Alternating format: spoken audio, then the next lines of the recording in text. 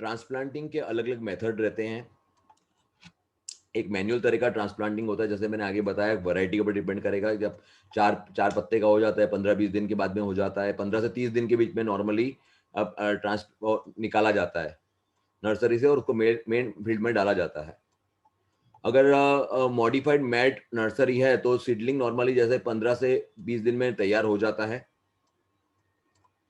जैसे मैंने आगे बताया है कि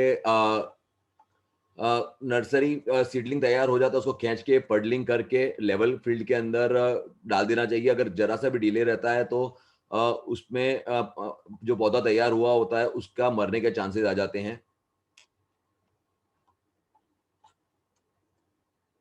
मशीन से अगर हम ट्रांसप्लांटिंग कर रहे हैं तो हमें क्या क्या ध्यान रखना चाहिए? उसके अंदर अपने को जो सीड्स रहता है वो अपने को अच्छा सीड रहना चाहिए। उसके अंदर 1 हेक्टर के लिए सिर्फ 100 स्क्वायर मीटर की नर्सरी की जरूरत रहती है। मशीन ट्रांसप्लांटिंग के लिए जो सीडलिंग जो रहता है वो 12 से 15 दिन में तैयार हो जाता है। और उसमें जैसे अब आगे है पडलिंग करके लेवलिंग करके ही लगाना चाहिए। अ, जो ऊपर का जो लेयर रहता है, सब सरफेस लेयर रहता है सॉइल का, वो हार्ड होना चाहिए ताकि ट्रांसप्लांटिंग की मशीन को बराबर सपोर्ट मिल सके। जैसे ही सॉइल रेडी हो जाती है तो वी मार्क कर वी का बना वी शेप के अंदर पडलिंग से लगाया जाता है।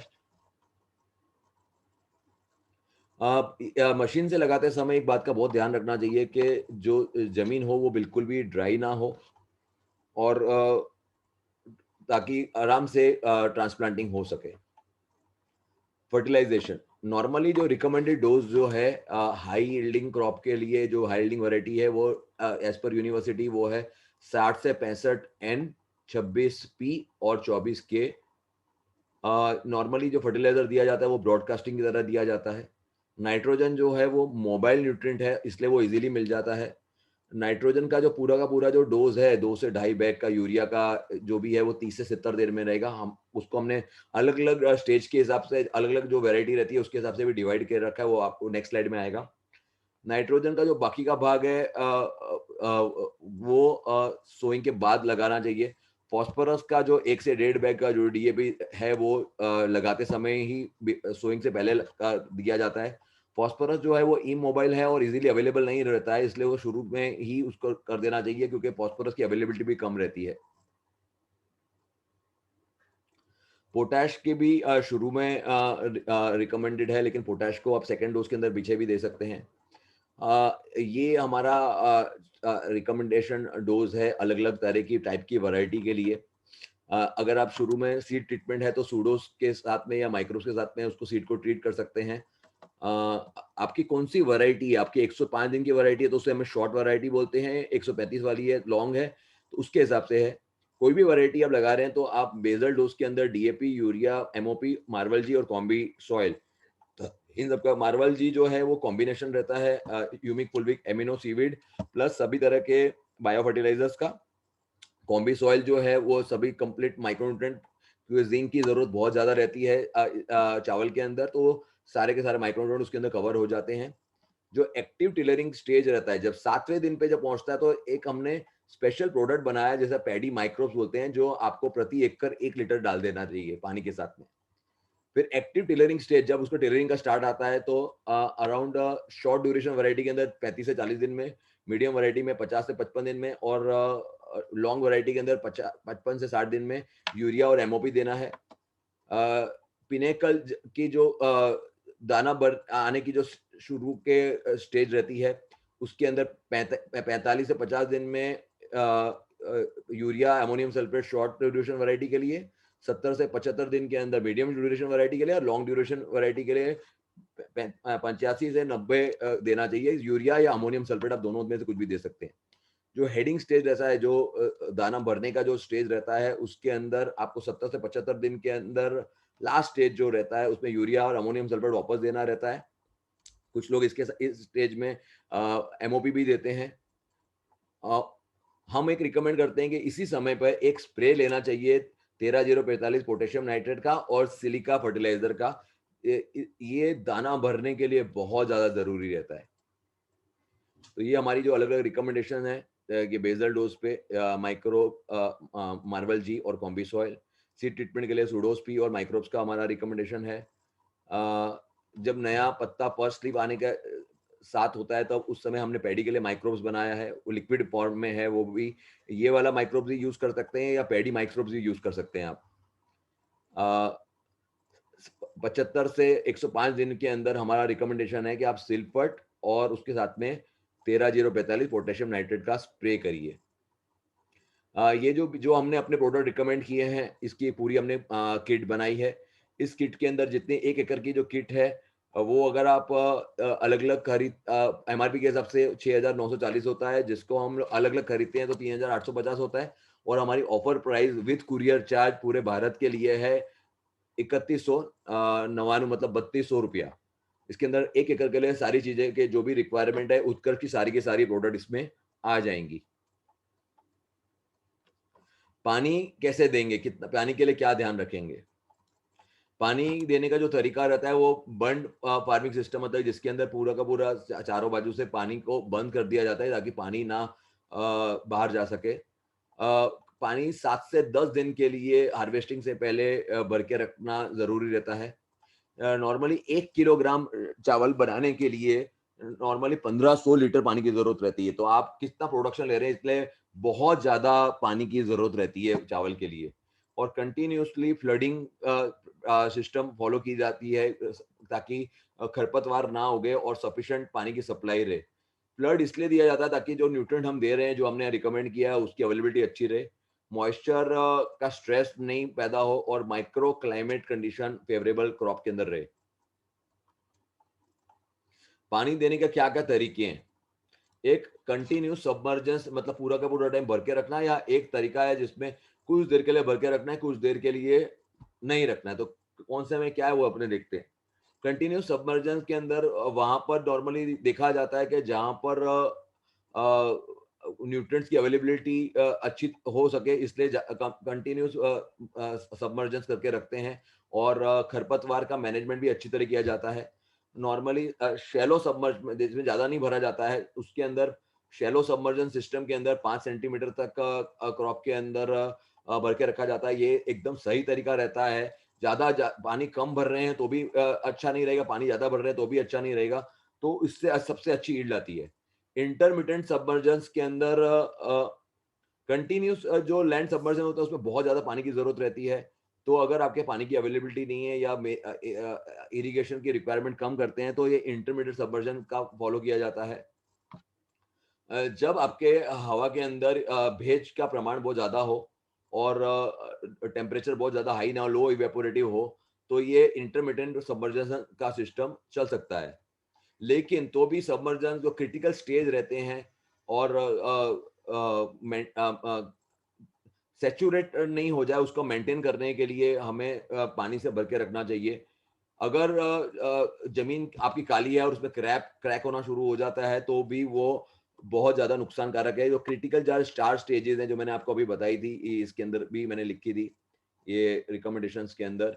ये 4 क्रिटिकल स्टेजेज़ हैं जिसके अंदर कभी भी सूखा नहीं होना चाहिए। एक टिलरिंग स्टेज 35 से 40 दिन, एक एक्टिव पिनिकल्स है जो ये अलग-अलग आपके जो क्रॉप का जो सीड है उसके हिसाब से है और ये चारों के चारों स्टेज के अंदर हमें पूरा ध्यान रखना है कि कुछ भी पानी का प्रॉब्लम ना आए, सूखा ना रहे उस समय।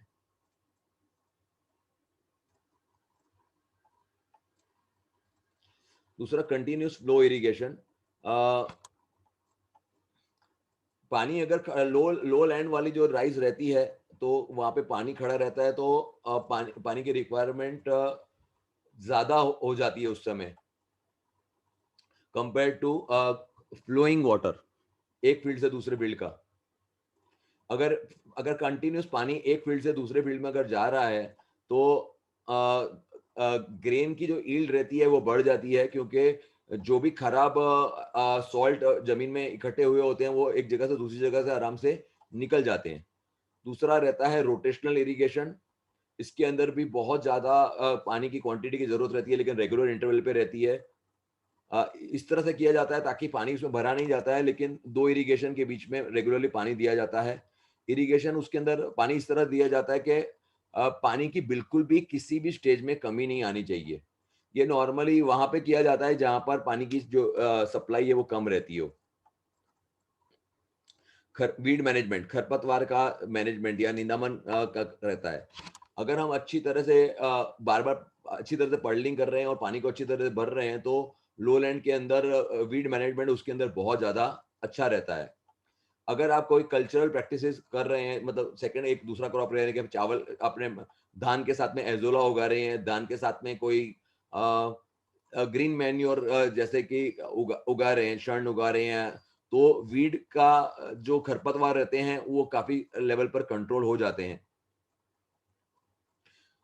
शुरुआत के स्टेज में खरपतवार का हाथ से उसको निकाला जाता है और उसको इकट्ठा कर कर जानवरों को खिला दिया जाता है। इसके अलावा आप अलग-अलग तरह के खरपतनाशक जो होते हैं, हर्बिसाइड होते हैं, वो यूज़ कर सकते हैं, जैसे ब्यूटाक्लोर है, थायोबेंड कार्ब है, या प्रेटिलाक क्योर और सेफनर का कॉम्बिनेशन है, तो इस तरह के अलग-अलग रहते हैं, या 2,4-D रहता है। तो आपके आपकी स्टेज के हिसाब से और कौन-सी अवेलेबिलिटी रहती है, उसके हिसाब से आप हर्बिसाइड का यूज़ कर सकते हैं।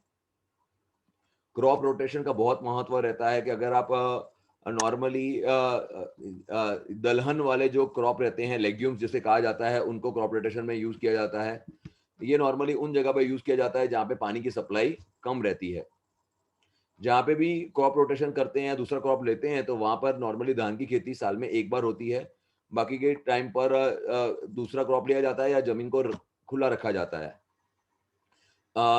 जब भी हम ये धान की दलहन की खेती कर रहे होते हैं, तो उसमें ज़मीन का अच्छा उपयोग होता है, और जहाँ पे भी क्रॉप रोटेशन किया जाता है, वहाँ पे ज़मीन की फर्टिलिटी बहुत ज़्यादा अच्छी रहती है। इसलिए कोई भी क्रॉप हो, मतलब कोई भी ज़मीन हो, अगर आप क्रॉप रोटेशन करते हैं, तो आपकी ज़मीन की फर्टिलिटी हमेशा अच्छी रहेगी। अभी हम देखते हैं कि अलग-अलग तरह की इंसेक्ट कौन-कौन से आते हैं, कौन-कौन से कीड़े लगते हैं। सबसे पहला है राइस का गॉल मिज। जो राइस का जो गॉल मिज रहता है, उसके जो मैगॉट्स होते हैं, वो नॉर्मली अ, जो जो उग रहा होता है शूट, ये उसके बेस पर ही नुकसान करता है, नीचे के भाग पर करता है। यहाँ से अ जैसे प्याज का कट कट कट लगा होता है, जैसे प्याज के पत्ते में होता है पीलापन, उस तरह का सिल्वर शूट डेवलप हो जाता है अगर गॉल मिज लगा होता है। जितने भी टिलरिंग के ऊपर गॉल मिज लग जाता है, उसमें पिनेकल बिल्कुल भी दिखाई नहीं देते हैं। जो इसके अंदर जो कीड़ा रहता है, वो येलो पीला रंग का ब्राउनिश कलर का रहता है और मस्कीटो जैसा दिखता है। जो उसमें मेल रहता है, वो ग्रे कलर का रहता है। और जो मेल रहता है, एडल्ट जो होते हैं, वो जो सुबह के टाइम पे जो ओस पड़ती है, वो उसके ऊपर फीड करते हैं। इसको नियंत्रण करने के लिए टाइम पर प्लांटिंग करना चाहिए। जो भी पौधे हमें इन्फेक्टेड दिख रहे हैं, उनको निकाल देना चाहिए। पोटैश का अगर आपके एरिया में ज़्यादा है, तो एमओपी का पोटैश का ज़्यादा इस्तेमाल नहीं करना चाहिए। अ लाइट ट्रैप का इस्तेमाल करना चाहिए, और अगर ये देखते हैं तो जैविक तरह का आप कंट्रोल करते हैं, तो बायो उत्कृष्ट के बायो क्लीन स्वीप का 2 एमएल प्रति लीटर के हिसाब से स्प्रे करके कंट्रोल करना चाहिए। केमिकल कंट्रोल के लिए इसके अंदर अलग-अलग जो रिकमेंडेशन है, आप फ्यूराडोन यूज़ कर सकते हैं, साइपरमेथ्रिन का इस्तेमाल कर सकते हैं, डज़बान क्लोरोपाइरिफॉस ले सकते हैं, या मार्शल ले सकते हैं। राइस बोरर, ये बहुत हमारे साउथ गुजरात के अंदर ये बहुत कॉमन देखा जाता है। ये इसकी जो एंट्री होती है, वो सेंट्रल बीच बीच में से एंटर हो जाता है। बीच में से पत्ते जो हैं वो सूखने जैसा सिकुड़ने शुरू हो जाते हैं। जो बोरर रहता है, वो नॉर्मली अंदर के जो जितने टिश्यू रहते हैं, वो उसको खाना शुरू कर देता है, और जो एडल्ट रहता है, वो सारा का सारा बाहर बाहर से जो भी उसका रस रहता है, उसको चूस डालता है, और जो अंदर का पूरा भाग है, उसको पूरा का पूरा खा जाता है और एकदम हॉलो बना डालता है, एकदम पाइप जैसा बना डालता है। जिन जिन पौधों में राइस बोरर लगता है, उसमें प्लांट का डेवलपमेंट, पौधों का डेवलपमेंट अच्छा नहीं होता है, और उनका कलर भी हरेपन से ब्राउन कलर का पीलापन आना शुरू हो जाता है। बाद में पत्ते सूखने शुरू हो जाते हैं, सिकुड़ जाते हैं और गिर जाते हैं। इसी वजह से मतलब जो उत्पादन आना चाहिए वो उत्पादन कई बार नहीं आता। इसको तुरंत नियंत्रण करना बहुत ज़्यादा ज़रूरी रहता है। इसका नियंत्रण करने के लिए केमिकल में मेलाथियन का रिकमेंडेशन है, और अगर आप जैविक तरीके से करते हैं तो आप उत्कर्ष का नीमोस गोल्ड जो 10,000 पीपीएम आता है वो 1 से 2 एमएल से करते हैं, तो इसका नियंत्रण जैसे दिखता है स्प्रे करके तो नियंत्रण आना शुरू हो जाता है। प्लांट हॉपर, जो प्लांट हॉपर जो रहते हैं वो ब्राउन कलर के जो प्लांट हॉपर रहते हैं, दोनों छोटा वाला स्टेज और एडल्ट स्टेज दोनों बहुत नुकसान करता है रस चूस कर। और जहाँ पे भी रस चूसते हैं वहां पे पत्ते पूरे के पूरे पीले होने शुरू हो जाते हैं। इस तरह से यहाँ ये देखो, आप देख सकते हैं यहाँ रस चूस लिया है। जहाँ पर बहुत ज्यादा हैवी अटैक रहता है वहां पर इस तरह से पौधे पूरे के पूरे सूख जाते हैं, खत्म हो जाते हैं। मैं सब कवर करूंगा।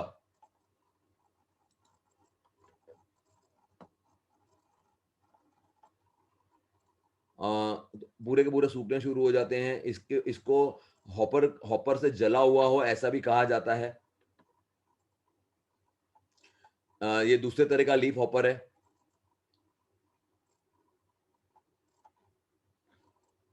इसमें भी दोनों तरह के छोटा वाला स्टेज और बड़े वाला स्टेज दोनों पूरा नुकसान कर देता है। ऐसा लगता है कि जैसे क्रॉप को किसी ने जला दिया हो। पूरा पीलापन होके टिप से नीचे की तरफ आना शुरू हो जाता है। अ, ये होता है एक वेक्टर का भी काम करता है, जिसकी वजह से टंगरो वायरस का भी अटैक आना शुरू हो जाता है। इसका नियंत्रण आप उत्कर्ष का नीमोस गोल्ड जो 10,000 पीपीएम का है 102 एमएल या बायोक्लीन स्ट्रिप 2 से 4 एमएल का उपयोग करके आराम से इसका नियंत्रण दोनों तरह के लीफ हॉपर का आप कर सकते हैं। केमिकल उपयोग करते हैं तो कार्बोफ्यूरॉन है, इमिडाक्लोरोपिड है, फॉस्फोमिडोन है, एसिटामाप्रिड है। अगर आप नीम का खुद बना रहे हैं तो नीम का 5% का जो नीम सीड कर्नल एक्सट्रैक्ट बोलते हैं वो आप 10 किलो उसका यूज कर सकते हैं।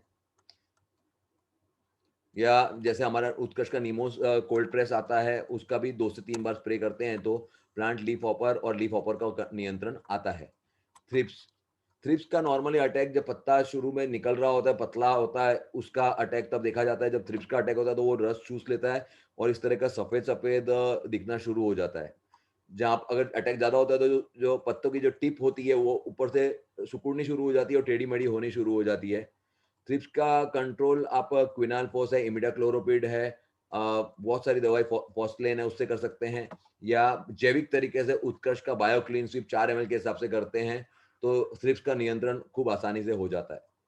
मिलीबग्स, मिलीबग्स सफेद रंग का एक तरह का कीड़ा चिपक जाता है उसके ऊपर, वैक्स जैसा होता है। ऐसा लगता है जैसे कुछ फंगस जैसा हो, लेकिन वो फंगस नहीं होता, वो मिलीबग्स ही रहता है।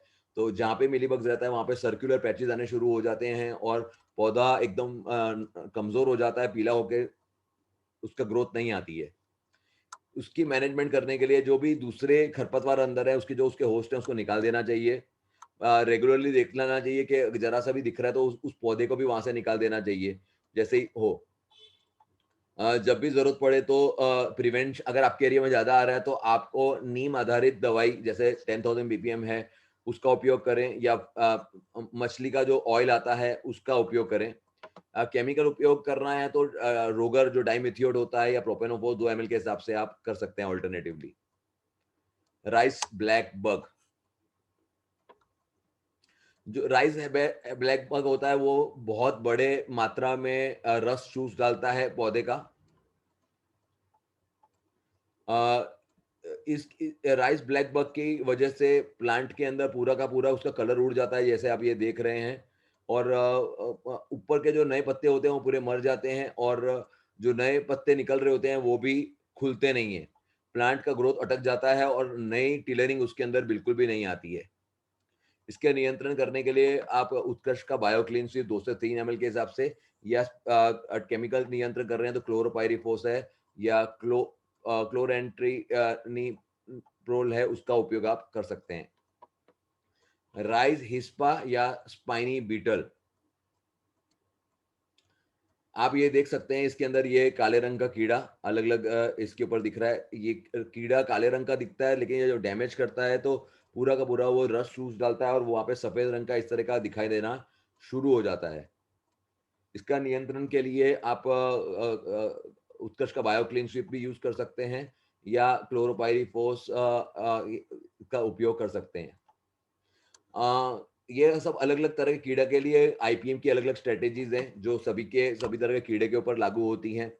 अ अ, प्लाउइंग जो है वो जल्दी करना चाहिए। जैसे आपने हार्वेस्ट कर लिया है, उससे पहले प्लाउइंग कर लेना चाहिए, ताकि अंदर जो भी उसके कोई अंडे-वंडे रह गए हों, वो दूर हो जाएँ।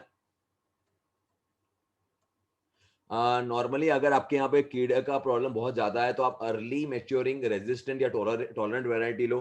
क्या आपके यहाँ प्रॉब्लम है, उसको ध्यान में रख के आप वैरायटी का चूज़ करो।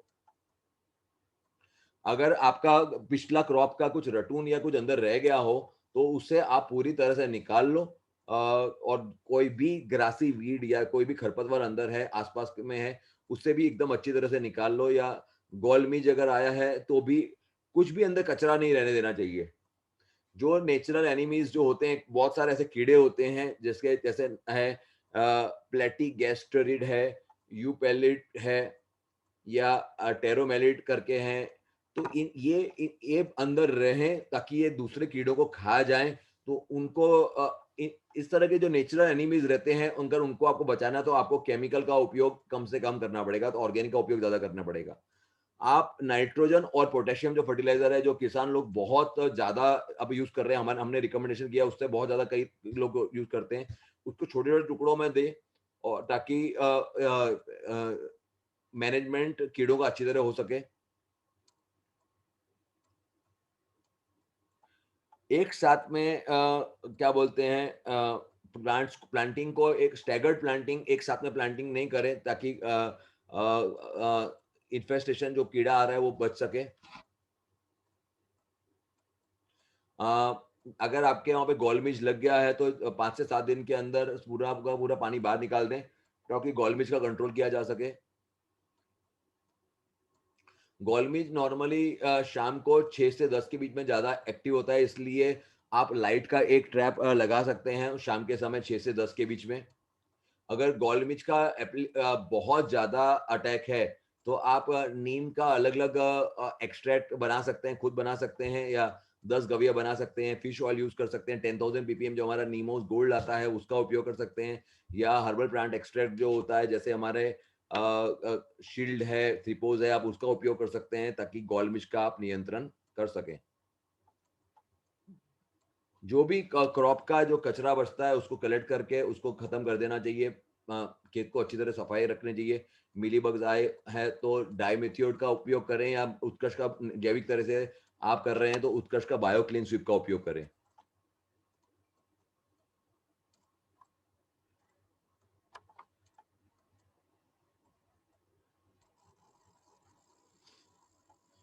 ये हमारा बायोक्लीन स्वीप है और उत्कर्ष का निमोज गोल्ड है 10,000 पीपीएम। अलग-अलग तरह के फंगस के रोग। नंबर 1 जो पहला है वो ब्लास्ट। ब्लास्ट जब आता है ये बहुत आता है एकदम बहुत डेंजरस तरह का रहता है। ब्लास्ट जब आता है तो स्पिंडल के शेप का स्पॉट पड़ना शुरू हो जाता है। ये देखो स्पिंडल के शेप का स्पॉट ऐसा पड़ गया है।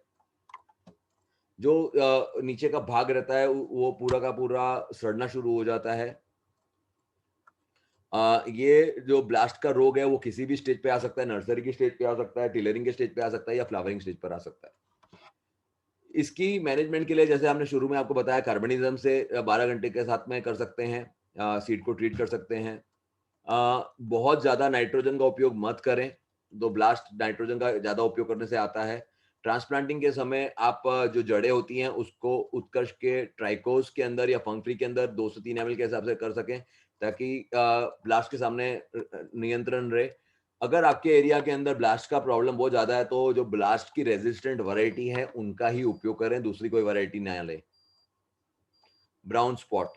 ब्राउन स्पॉट के अंदर इस तरह के गोल-गोल पहला लाल होता है, लाल लाल से ये ब्राउन स्पॉट के पहले ब्राउन होता है, फिर उसके बाद ये पूरा का पूरा पान पत्ता भर जाता है और वो पीला होना शुरू हो जाता है। नॉर्मली जहाँ जो ज़मीन बहुत ज़्यादा फलद्रुप नहीं होती है, डेफिशिएंट ज़मीन होती है, वहाँ पर ये ज़्यादा देखा जाता है। ये दोनों नर्सरी के स्टेज में भी आ सकता है या फील्ड स्टेज में भी आ सकता है। इसके उपयोग के लिए हमें क्योंकि डेफिशिएंट सॉइल में है तो डेफिशिएंसी करेक्ट करनी चाहिए, न्यूट्रिएंट्स अच्छी तरह फर्टिलाइजर डाल के, रेजिस्टेंट वैरायटी करनी चाहिए हमें, अगर आपकी सॉइल डेफिशिएंट है तो। जो बीज है उसका सूडोमोनास या फंगरी के साथ में ट्रीटमेंट करना चाहिए ताकि हम ब्राउन स्पॉट को कंट्रोल कर सकें। उबट्टा उबट्टा डिजीज, ये फंगस जो है वो पिनेकल और स्पाइकलेट के दोनों के अंदर ये ज़्यादा अटैक करता है, तो वो दाने को अच्छी तरह बनने ही नहीं देता है। जो प्लांट को इसके ऊपर लगा होता है वो छोटा रहता है और हमें पता ही नहीं चल पाता है कि उबट्टा लग चुका है। इसके लिए जो खास बीज जो है वो डिजीज़ फ्री करें, बहुत ज़्यादा नाइट्रोजन का उपयोग ना करें। बीज को कार्बनिज़म के साथ में ट्रीट करके करें या फिर उसके अंदर ट्राइकोडर्मा या जैसे आगे मैंने जैविक बताया उसको करें। ज़रा-सा भी डाउट आता है कि उबट्टा लगा हुआ है तो उत्कर्ष का फंग फ्री का छिड़काव करें। शीथ ब्लाइट, शीथ ब्लाइट के अंदर पत्ते का जो शीथ वाला नीचे का भाग होता है, बाहर का भाग होता है उसमें रहता है। जो अफेक्टेड भाग होता है वो उसमें ब्लाइट का जैसे अटैक हो वैसा दिखना शुरू हो जाता है। ये आप देख रहे हैं कि सूख गया है। अगर आपके एरिया के अंदर शीथ ब्लाइट बहुत ज़्यादा आ रहा है तो आपको क्योंकि सॉइल बॉर्न है इसलिए बहुत ज़्यादा नज़दीक-नज़दीक प्लांटेशन नहीं करें। बहुत नाइट्रोजन का उपयोग नहीं करें। जो अफेक्टेड प्लांट्स हैं उसको कार्बनिज़म का केमिकल तरह से उपयोग कर सकते हैं या जैविक तरीके से कर रहे हैं तो आप उत्कर्ष का फंग फ्री ले सकते हैं। जो हमने अलग-अलग प्रोडक्ट बताए ये हमारा ट्राइकोजेल है, सूडोजेल है। ट्राइकोजेल में ट्राइकोडर्मा विरिडी आता है, सूडोजेल के अंदर सूडोमोनास फ्लोरेसेंस आता है। फंग फ्री जैसे अलग-अलग मैंने डिजीज़ के बारे में बताया है कि फंग फ्री के अंदर ट्राइकोडर्मा विरिडी आता है, ट्राइकोडर्मा हर्जेनियम आता है, एम्पेलोमाइसिस क्विस्कोलिस आता है और कुछ भी स्पीशीज़ आती हैं।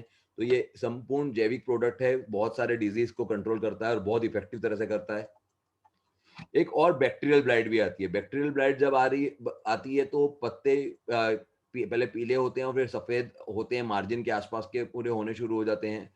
अ, अगर जहाँ पे आपकी हवा बहुत ज़्यादा चल रही है तो वो जल्दी वो फैल जाता है और गर्मी के टेम्परेचर में ज़्यादा करता है। नॉर्मली ये जैसे ही आपका ट्रांसप्लांटिंग का स्टेज आता है उस समय ये बैक्टीरियल ब्लाइट ज़्यादा देखा जाता है। अगर आपके यहाँ बैक्टीरियल ब्लाइट का प्रॉब्लम है तो आपको नाइट्रोजन का डोज़ ज़्यादा नहीं देना है। बीज को स्ट्रेप्टोसाइक्लिन के अंदर या एग्रोमाइसिन के अंदर स्ट्रेप्टोसाइक्लिन के अंदर 12 घंटे तक रखना है। अगर अफेक्टेड प्लांट है तो उसको एग्रीमाइसिन के अंदर उसका स्प्रे करना है। आप अगर जैविक तरीके से उसका नियंत्रण करना चाहते हैं तो आप सूडोमोनास का उपयोग कर सकते हैं। उत्कर्ष सूडोज एल या सूडोज पी का उपयोग कर सकते हैं इसको नियंत्रण करने के लिए। राइस टंगरो वायरस, अगर राइस टंगरो वायरस लगता है तो वो जो पौधा रहता है वो बढ़ नहीं पाता है और उसकी टिलरिंग भी अच्छी नहीं आती है, मतलब फुटाव उसका अच्छा नहीं आता है। पत्ते रहते हैं वो पीले या ऑरेंज कलर के होते हैं और बाद में वो एकदम लाल रंग में कन्वर्ट हो जाते हैं। कलर जो उड़ना शुरू होता है उसका वो ऊपर से शुरू होता है, वो ऊपर से धार से नीचे आना शुरू हो जाता है। फ्लावरिंग लेट हो जाती है और ढंग से आती भी नहीं है। टुंगरो वायरस अगर आता है तो वो हर स्टेज को नुकसान करता है, खास करके जो growth stage vegetative growth stage होता है उसमें इसका अटैक ज़्यादा देखा गया है। अ, अगर आपके एरिया में आता है तो आपको प्रिवेंशन के अंदर उत्कर्ष का नीमोस गोल्ड का बेसल डोज में स्प्रे लेना चाहिए और नर्सरी स्टेज में भी उसका स्प्रे लेना चाहिए। अच्छी तरह से प्लाउइंग और हैरो अच्छी तरह लगाना होता है ताकि आपके ज़मीन के अंदर कुछ भी कचरा बचा हो तो वो दूर हो जाए। अगर टुगरो होस्ट का जो रहता है जैसे मैंने आगे बताया था जो कीड़े हैं उनको आपको कंट्रोल करना चाहिए। अगर आपके खरपतवार आपके यहाँ ज़्यादा हैं उसके जो वो है उनको भी दूर रखना चाहिए ताकि वायरस ना आए। लीफ का पत्ते का जो पीलापन होता है उसको आपने अगर आप पत्ते दिख रहा है तो आप उसको 2% यूरिया को मैंकोसेप के साथ में स्प्रे कर सकते हैं तो उससे पीलापन दूर हो सकता है। यूरिया का उपयोग काफ़ी किसान करते हैं लेकिन यूरिया के बजाय अगर आप पोटेशियम नाइट्रेट का स्प्रे करते हैं 1% के हिसाब से, मतलब 200 लीटर पानी के अंदर 2 किलो के हिसाब से, तो बी डिजीज रेजिस्टेंट का काम करता है, जैसे हमने रिकमेंड भी किया है। ग्रीन लीफ हॉपर एक वेक्टर की तरह काम करता है, इसलिए उसका नियंत्रण करना बहुत ज़्यादा ज़रूरी है, नहीं तो वो वायरस फैलाने का बहुत काम करता है। अ, जैसे पहले मैंने बताया, नर्सरी के अंदर 2.5 सेंटीमीटर पानी भर के रखना चाहिए और कार्बोफ्यूरान का या फोरेट का उपयोग करना चाहिए अगर आपके यहाँ पे वायरस का प्रॉब्लम ज़्यादा है तो। अगर वायरस का इन्फेक्शन नहीं आया या कम है, तो आप कार्बोफ्यूरान का भी इस्तेमाल कर सकते हैं। आपका अगर आपके एरिया में ज़्यादा आता है, तो आप टिलरिंग आने से पहले या टिलरिंग जब आ रहा होता है, उस समय आप कार्बोफ्यूरान का उपयोग कर सकते हैं, ताकि जो उसका वेक्टर रहता है, उसका नियंत्रण आराम से हो सके। दूसरा, वायरस का अगर प्रॉब्लम रहता है, तो वायरस से इम्यूनिटी डेवलप करने के लिए आप एक स्प्रे वायरोस का, एक स्प्रे वायरिम्यून का कर सकते हैं, ताकि वायरस आगे बढ़े ना। अब अपने देखते हैं कौन-कौन से डेफिशिएंसियाँ दिखती हैं अलग-अलग तरह की, और उसका नियंत्रण कैसे कर सकते हैं। नाइट्रोजन की जब कमी रहती है, तो पुराना पत्ता जो रहता है वो पहले थोड़ा-सा लाइट ग्रीन होता है, बाद में वो पीला पड़ना शुरू हो जाता है, उसकी जो धार रहती है वो सूखनी जैसे शुरू हो जाती है, ये डिज़ीज़ नहीं रहती है। अ, नए पत्तों में नॉर्मली देखा नहीं जाता है, इसके लिए जैसे आगे हमने रिकमेंड किया कि आप यूरिया है, अमोनियम सल्फेट है, आप उसका उपयोग कर सकते हैं। पोटेशियम नाइट्रेट का 13-045 का आप स्प्रे भी कर सकते हैं। फास्फोरस की कमी के लिए, फास्फोरस की जब कमी रहती है, तो पौधे की हाइट नहीं बढ़ती है, पौधा डार्क ग्रीन बनना शुरू हो जाता है, घड़ा एकदम कड़क रहता है, उसकी टिलरिंग नहीं आती है। फास्फोरस हमेशा टिलरिंग के लिए जवाब रहता है, मतलब साइड से जो दूसरा निकलते हैं, दूसरे पौधे निकलते हैं, उसको उसके लिए जवाबदार रहता है। पत्ते उसके बड़े नहीं हो पाते हैं, छोटे रहते हैं और एकदम सीधे खड़े रहते हैं, बहुत ज़्यादा डार्क ग्रीन रहते हैं। जो उसकी टहनी रहती है, स्टेम रहती है, वो पतली रहती है। अ, इसलिए एज़ पर हमारा रिकमेंडेशन है कि आपको जो डीएपी का उपयोग करना है, वो शुरू से कर दीजिए, तो नॉर्मली फास्फोरस की कमी आपको देखने को नहीं मिलेगी। अगर आपके फास्फोरस की कमी तो भी देखने को मिलती है, तो आप एमएपी का या 05234 का स्प्रे कर सकते हैं, या उत्कर्ष के हॉर्स पावर का इस्तेमाल कर सकते हैं, स्प्रे द्वारा या पानी के अंदर डायरेक्ट डाल के। पोटेशियम की कमी, हाँ, पूरा का पूरा सर ऋषि जी, पूरा का पूरा इसका वीडियो रिकॉर्डिंग आपको मिलेगा। नॉर्मली पोटेशियम की जो कमी रहती है, वो पुराने पत्तों में पहले दिखाई देती है, क्योंकि पोटेश बहुत मोबाइल रहता है पौधे के अंदर। तो इसके अंदर जो बहुत ज़्यादा पोटेशियम की जब कमी रहती है, तो जो पत्तों की जो धार रहती है, वो सूखनी शुरू हो जाती है और धीरे-धीरे करके क्या बोलते हैं, नीचे की तरफ आनी शुरू हो जाती है, और ये नॉर्मली पुराने पत्तों में ज़्यादा देखा गया है। पोटेशियम की कमी के लिए जैसे रिकमेंडेशन है हमारा, एमओपी का आपको इस्तेमाल करना है। आप स्प्रे कर रहे हैं, तो आप एसओबी का कर सकते हैं, 13-045 का कर सकते हैं। पोटेशियम की और फास्फोरस की दोनों की कमी है, तो उसके लिए आप एमकेबी का इस्तेमाल कर सकते हैं। ज़िंक की कमी, ज़िंक की बहुत ज़्यादा ज़रूरत है। इसके लिए हमने आपको मैं कॉम्बी सॉइल का रिकमेंडेशन किया है, जिसके अंदर हमारे कॉम्बी सॉइल के अंदर ज़िंक का प्रमाण सबसे ज़्यादा रहता है। ज़िंक की कमी के अंदर जो पत्ते रहते हैं वो क्या बोलते हैं, ब्रॉन्ज़ कलर के होने शुरू हो जाते हैं पुराने पत्तों के अंदर, और उसके अंदर इस तरह के पैच पड़ने शुरू हो जाते हैं। ये जो पैच दिखाया गया है ये। और एनपीके के बाद कोई तत्व की सबसे ज़्यादा जो धान में ज़रूरत है, वो है ज़िंक की ज़रूरत है। तो इसके लिए आप ज़िंक सल्फेट का उपयोग कर सकते हैं, जैसे हमने रिकमेंड किया है कि कॉम्बी सॉइल का करेंगे तो सारे के सारे तत्व कवर हो जाएँगे।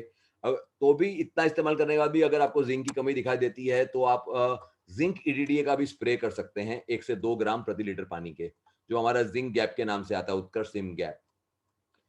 अगर लो आयरन की अगर कमी रहती है, तो नए पत्तों के अंदर बीच-बीच में पूरा पीलापन दिखना शुरू हो जाता है। अगर बहुत ज़्यादा आयरन की कमी है, तो पूरा का टॉप पत्ता पूरा का पूरा जैसे कुछ ब्लीच लगा दिया गया हो, उस तरह का हो जाता है। इसका आप दूर करने के लिए आप फेरस सल्फेट का उपयोग कर सकते हैं।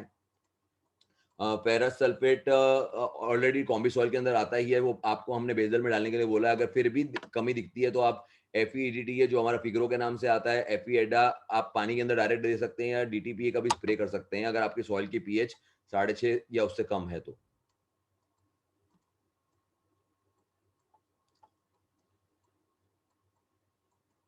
बोरॉन की कमी, बोरॉन की कमी होती है तो जो पौधा रहता है वो गिरना शुरू हो जाता है, उसका दाना अच्छी तरह से भरता नहीं है और दाने की शेप भी अच्छी नहीं रहती है। बोरॉन वापस से मैंने कॉम्बिसॉल के अंदर हमारा बोरॉन आ ही जाता है जो जितनी ज़रूरत है, लेकिन अगर फिर भी अगर बोरॉन की कमी देखने को मिलती है तो आप ज़मीन के अंदर बोरेक्स का उपयोग कर सकते हैं या स्प्रे कर रहे हैं तो आप बी शेप जो डाइसोडियम ऑक्टाबोरेट है जैसे 20% बोरॉन होता है उसका उपयोग कर सकते हैं या कैल्शियम बोरॉन या एफ एनहांसर का कर सकते हैं। तो ये 13045 का जो हमारा सिल्फर्ट का स्प्रे है उसके अंदर आप ये कर सकते हैं तो दाना की क्वालिटी और साइज शाइनिंग सब बहुत अच्छा बनता है। कैल्शियम, कैल्शियम की जब कमी होती है तो पत्ता पीला होना शुरू हो जाता है और पूरी धार से सिकुड़ना शुरू हो जाता है। पुराने पत्ते के अंदर नॉर्मली देखा नहीं जाता है लेकिन पुराना पत्ता टेढ़ा हो जाता है। इसकी कमी दूर करने के लिए कैल्शियम की कमी के दूर करने के लिए आप कैल्शियम नाइट्रेट का उपयोग कर सकते हैं, कैल्शियम ईडीडी का स्प्रे कर सकते हैं, कैल्सी बोरॉन कर सकते हैं जिसमें 6% कैल्शियम आता है, एफ एनहांसर का कर सकते हैं जिसके अंदर ईडीडी स्वरूप के अंदर कैल्शियम, मैग्नीशियम और बोरॉन आता है। मैंगनीज, मैंगनीज के अंदर जब कमी रहती है तो आधा पत्ते में पीलापन अंदर की नसों के बीच में पीलापन देखना शुरू हो जाता है। इसका कमी दूर करने के लिए मैंगनीज सल्फेट का उपयोग कर सकते हैं जो हमारा कॉम्बी सॉइल में आता ही है, या फिर भी कमी दिखती है तो मैंगनीज ईडीडी का आप उपयोग कर सकते हैं। कॉपर की कमी की वजह से मेटाबॉलिक सिस्टम जो रहते हैं पौधे के जैसे कि फोटोसिंथेसिस रेस्पिरेशन दोनों नहीं हो पाता है, कॉपर की ज़रूरत बहुत कम रहती है धान के अंदर, तो वो ऑलरेडी कॉम्बी सॉइल के अंदर आ जाता है तो उसकी कमी दूर हो जाती है। फिर भी कमी दिखती है तो आप कॉपर सल्फेट का या कॉपर एडीडी का इस्तेमाल कर सकते हैं। हार्वेस्टिंग, हार्वेस्टिंग बहुत ज़्यादा ज़रूरी है कि एकदम सही समय पर हार्वेस्टिंग होना चाहिए, नहीं तो दाने नीचे गिरने शुरू हो जाते हैं। पानी को बिल्कुल 1-7 दिन पहले पानी को बिल्कुल बंद कर दिया जाता है कटाई से पहले। अगर 7 दिन पहले कटाई से पहले जब बंद कर देते हैं तो दाने के बढ़ने का शुरू हो जाता है। इसकी वजह से दाना एकदम मैच्योर भी होना शुरू हो जाता है। अगर आपकी अर्ली या मीडियम मैच्योरिंग वैरायटी है तो आप हार्वेस्टिंग 25 से फ्लावरिंग के 25 से 30 दिन के बाद भी कर सकते हैं। लेट मैच्योरिंग वैरायटी है तो उसमें 40 दिन के बाद फ्लावरिंग के 40 दिन के बाद में आप कटाई कर सकते हैं। नॉर्मली इसका जो कटिंग रहता है तब उसके अंदर भेज का जो तत्व मॉइस्चर जो रहता है वो 25% के आसपास रहता है। कलर पूरा का पूरा बदलना शुरू हो जाता है हार्वेस्टिंग समय। 80 से 85% जो कलर रहता है वो पीला पड़ना शुरू हो जाता है और एकदम दाना जो है ऊपर का जो धान के ऊपर का दाना वो कड़क होना शुरू हो जाता है। हार्वेस्टिंग करने के बाद कटाई के बाद में उसको शेड के अंदर रखा जाता है। नॉर्मली जो कटाई रहती है वो क्या बोलते हैं दातरडा बोलते हैं या सिकल से काटा जाता है या हार्वेस्टर की मदद से भी कटाई की जाती है। मैंने आपको बहुत सारे हमारे प्रोडक्ट के बारे में बताया। वो हमारे प्रोडक्ट हमारी वेबसाइट है उत्कर्ष एग्रोटेक, वहाँ पे मिलते हैं, अमेज़न पे मिलते हैं। अब इसके साथ-साथ हमारे फ्लिपकार्ट है, बिग हार्ट है और क्या बोलते हैं अ एग्री बेगरी, इसमें भी हमारे प्रोडक्ट सारे के सारे अवेलेबल हैं। धान के प्रोडक्ट के साथ-साथ हमारी कंपनी हाइड्रोपोनिक्स की मीडिया भी बनाती है, सारे तरफ वाटर सॉल्युबल फर्टिलाइज़र बनाती है, पूरी रेंज है हमारे पास वाटर सॉल्युबल की। नेचुरल प्लांट प्रोटेक्टर के बारे में बताया, नीम ऑयल हमारे पास अलग-अलग तरह के हैं, 300 PPM, 1500 PPM, 10,000 PPM, cold press, uh, thrips और माइटोज़, फिर ऑर्गेनिक फर्टिलाइज़र भी है, पीजीआर आधारित भी हमारे फर्टिलाइज़र हैं, जैसे ह्यूमिक एसिड, एमिनो एसिड, ज़ाइमोज़, पैंथर, रूट्स मल्टीप्लायर, फिर जैविक खाद और जैविक दवाइयों की हमारी बहुत बड़ी रेंज है। हमारी जितनी रेंज बहुत कम कंपनी के पास होती है और हमने स्पेशल एक प्रोडक्ट भी अब जैसे बताया मैंने एक लॉन्च किया है, जो सिर्फ़ हमने धान के लिए बनाया है। फिर ईडीडीए के सब मैंने आपको बताया कि ईडीडीए चिलेटेड भी की भी कंप्लीट रेंज है हमारे पास। इसके साथ-साथ एक्वेरियम प्लांट्स के लिए भी फर्टिलाइज़र हमारे पास पूरा रेंज है। अब अगर आपको कोई सवाल है तो आप चैट बॉक्स में भी लिख सकते हैं। जिन्होंने सवाल पूछा है उनके मैं जवाब भी दे देता हूँ, और अब मैं आपको आप अपने आप को अनम्यूट करके भी सवाल पूछ सकते हैं।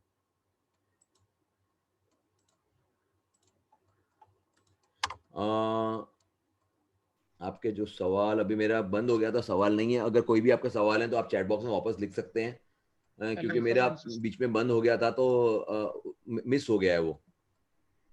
हेलो। हाँ जी सर, पूछिए। जी, मैं राजकमल सिंह बोल रहा हूँ।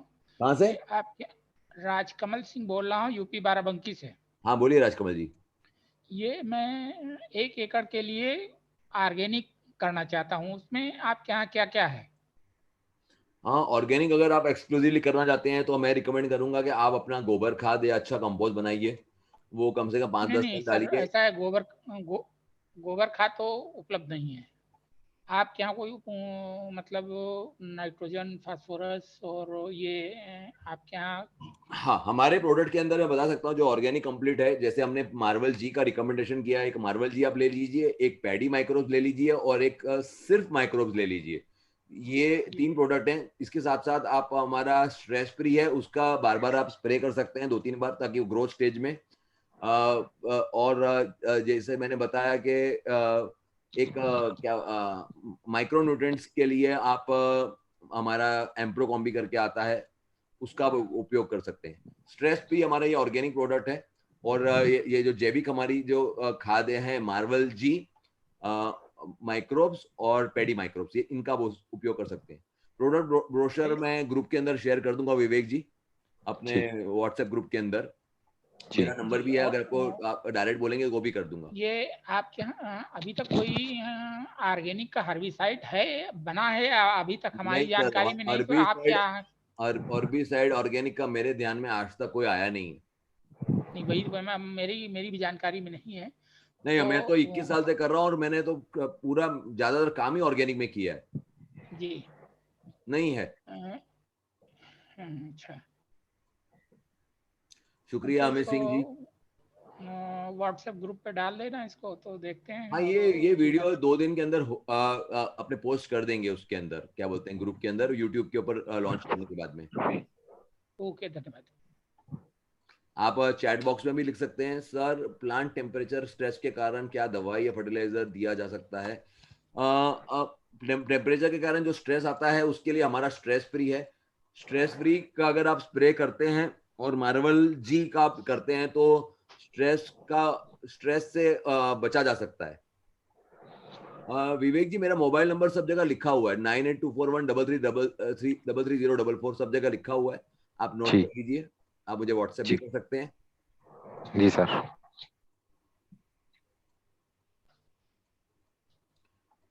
हमने खास ये पानी का स्ट्रेस है या बहुत ज्यादा बरसात का स्ट्रेस है, उसके लिए हमने स्ट्रेस फ्री बनाया, जो 100% हमारा ऑर्गेनिक प्रोडक्ट है। सर हमारे यहाँ ये बीपीएच की समस्या ज्यादा रहती है। किसकी? बीपीएच की सर, मेजर प्रॉब्लम है ये। बीपी? बीपीएच। बीपीएच? ओके। जी, जो माहू रहती है धान में, उसकी ओके समस्या। ओके ओके, इसके लिए मैंने जैसे बताया कि आप नीम, नीम आधारित, जैसे हमारा नीमोस सीपी है, नीमोस गोल्ड है, उसका उपयोग करें। बायोक्लीन जी सीप का खास उपयोग करें।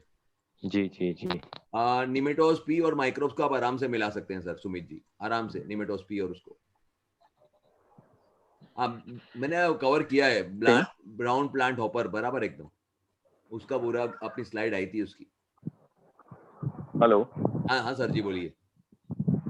सर मैं बिहार से बिलोंग करता हूँ, बांका से।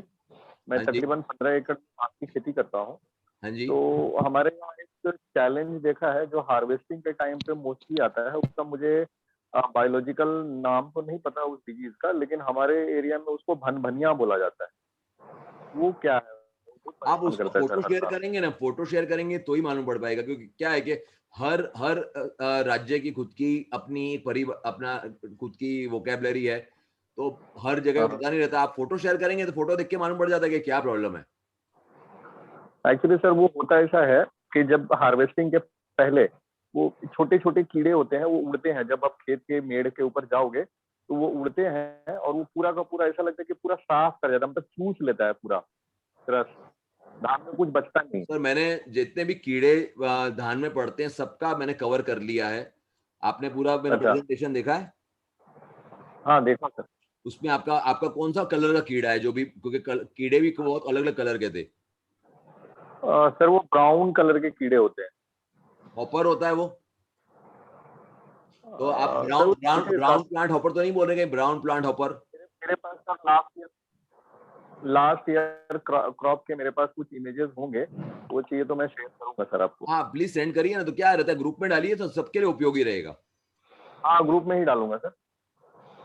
ठीक ठीक है सर, थैंक सर ऋषि जी, आप जैसे बोल रहे हैं मेटारिज्म एनिसोप्ली, हमने जो ये जो बनाया है ना बीपीएच के लिए बायो क्लीन स्वीप के अंदर मेटारिज्म एनिसोप्ली, क्या बोलते हैं दूसरा, ये वर्टिसिरम लिकेनी और बिवेरिया बैसियाना तीनों आ जाते हैं।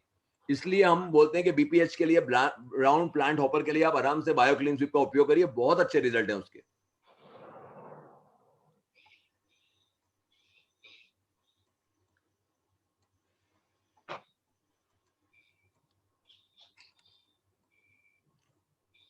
आप अनम्यूट करके भी सवाल पूछ सकते हैं। मैं अंग्रेजी में भी जवाब दे सकता हूं, अगर किसी को अंग्रेजी में सवाल पूछना हो। अंग्रेजी, हिंदी, गुजराती, ये सब भाषाएं मुझे आती हैं,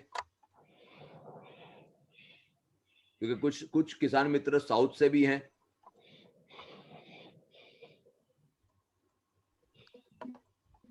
सर एक्चुअल में क्या है, मैं ये मेटारिजियम और इसका वो भी। हाँ जी, बोलिए ऋषि जी। ऋषि जी, आपकी आवाज नहीं आ रही है।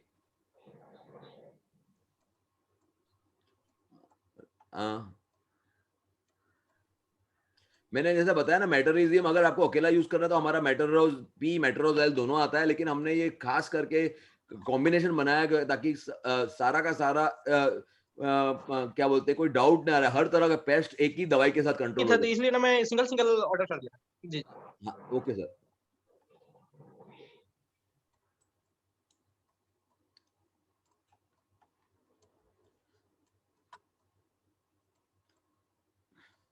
आप लोगों को कोई भी सवाल हो, कुछ भी हो, जैसे अगर आज कुछ नहीं पूछ पाए हो तो आप व्हाट्सएप ग्रुप में पूछ सकते हैं, मुझे डायरेक्ट मैसेज करके पूछ सकते हैं, कॉल भी कर सकते हैं। लेकिन कॉल करने से पहले अगर हो सके तो पहले फोटो भेजिए, तो फोटो देखने के बाद में मैं आपको ज्यादा अच्छी तरह से बता पाऊंगा कि क्या प्रॉब्लम है और उसका सॉल्यूशन क्या हो पाएगा।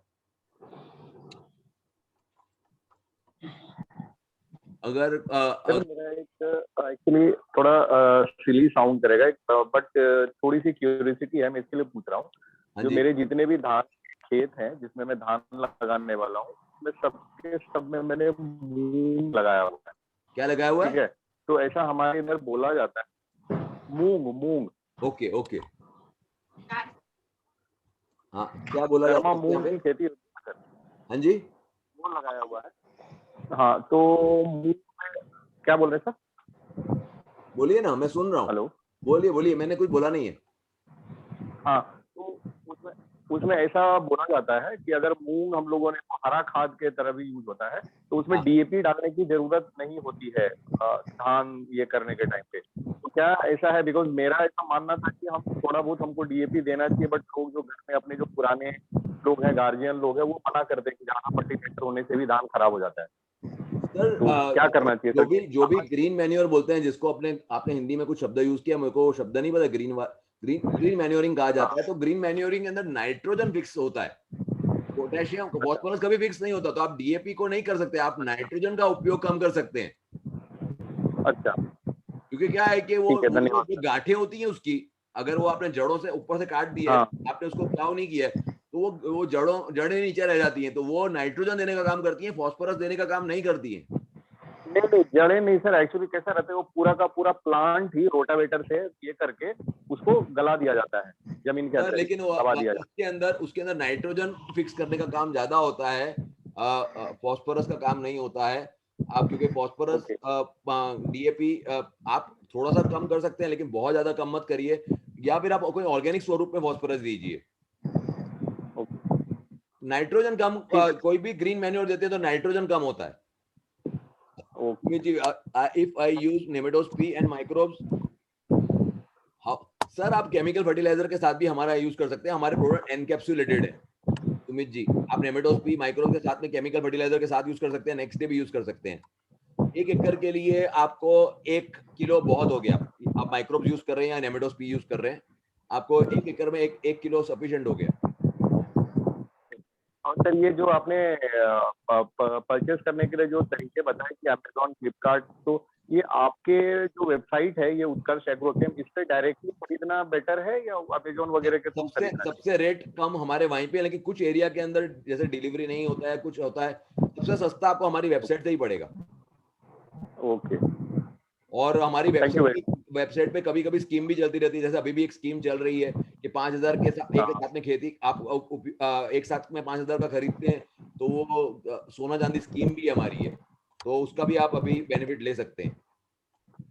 हाँ एक्चुअली सर वो देखा मैंने, लेकिन अब कैसा हो जाएगा, देखिए 15 एकड़ की मेरी खेती है और वो 3199 का आपका पैकेज है पर एकड़। ऐसा है कि सर वो पूरे क्रॉप को कवर करता है, लेकिन एट ए टाइम वो इन्वेस्टमेंट थोड़ा हैवी हो जाएगा, तो हमारे लिए थोड़ा सा वो आप डिफिकल्ट ऐसा कर सकते हैं ना, आप एक एक स्टेज वाइज ले लीजिए। शुरू में आप खाली मार्वल जी और कॉम्बी सॉइल ले लीजिए, बाद में आप पैडी माइक्रोब्स का बाद नेक्स्ट स्टेज आता है, और बाद में आपको ये 13-0-45 और सिल्फर्ट की जरूरत है। एग्जैक्टली सर, मैं एक्चुअली उससे आपके लिए कांटेक्ट करने वाला हूँ कि सीड पेड के टाइम पे मुझे क्या जरूरत है, फिर जब ये वो प्लांट को ट्रांसप्लांटेशन के टाइम पे क्या जरूरत है, उसके हिसाब से हम लोग प्लान कर सकते हैं क्या? फिर वो फेज वाइज हम लोग वो लेंगे। हाँ, आप क्या है कि आप एक साथ में ना करके स्टेज वाइज मंगाते जाइए। लेकिन किट सस्ती पड़ती है, स्टेज वाइज वाला महंगा पड़ता है। दूसरा, हम लोग ट्रांसपोर्ट से ही बेचते हैं, तो ट्रांसपोर्ट में इससे भी सस्ता पड़ता है। ये कुरियर के साथ वाला चार्जेस है, अगर आप ट्रांसपोर्ट से मंगाते हैं तो और सस्ता हो जाता है। थोड़े से दिन ज्यादा लगते हैं माल पहुंचने में, क्योंकि जब आपके साथ 15 एकड़ है तो बड़े बड़े किसानों को हम फिर ट्रांसपोर्ट से बेचते हैं। हाँ एक्चुअली देखिए कैसा है सर, मैं आपको ग्रामीण अर्थव्यवस्था के बारे में थोड़ा सा क्या दिक्कत हो जाता है सर, मतलब हर काफी सारी चीजें इन्वॉल्व रहती है, तो उसमें एट ए टाइम ये काफी सारे खर्चे होते हैं, लेबर के एक्सपेंसेस है ट्रांसपोर्टेशन के टाइम पे, तो वो एट ए टाइम अफोर्ड करना थोड़ा सा दिक्कत हो जाता है सर मैं जानता हूं, मैं भी किसानों के साथ 21 साल से काम कर रहा हूं, आपकी स्थिति को समझ सकता हूं मैं। अभी तक बिका नहीं है हमारा, 1550 रुपए में मांग रहे, तो परेशानी है थोड़ी। समझ गया। ठीक है सर, ये काफी इंफॉर्मेटिव सेशन था जैसा मैंने पहले भी बताया, और अच्छा लगा क्योंकि कोई तो है कि जो कि स्टेप बाय स्टेप हर चीज को, छोटी सी छोटी चीजों को आपने कवर किया है, सीड बेड से लेके हार्वेस्टिंग तक, तो ये काफी अच्छा लगा। इसमें से मुझे लगता है कि हम लोग जरूर अपनी यील्ड को बढ़ा सकते क्या हैं। है कि आप ये छोटे छोटे पॉइंट्स मैंने कवर किए थे कि यार ये गलती ना हो, ये गलती ना हो। काफी लोग बोलते हैं आप कहाँ पे गलती कर रहे हो उसको जान लो, क्या क्यों उत्पादन नहीं आ रहा है आपका। Exactly. Thank you very much.